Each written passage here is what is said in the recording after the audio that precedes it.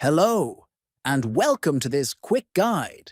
In today's video, I'll show you how to change the high-quality images settings in the X mobile app. Whether you want to save data or ensure the best quality for your photos, this step-by-step tutorial will help you set it up with ease. First, open the X app on your mobile device. Next, tap on your profile icon located at the top left corner of the screen.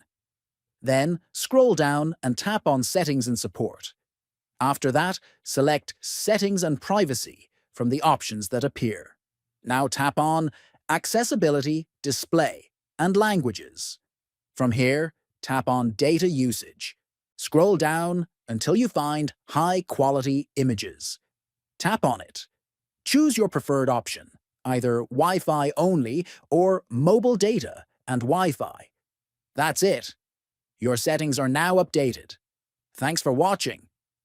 If you found this tutorial helpful, feel free to check out our other videos for more useful tips. Stay tuned and keep your apps running exactly how you want them.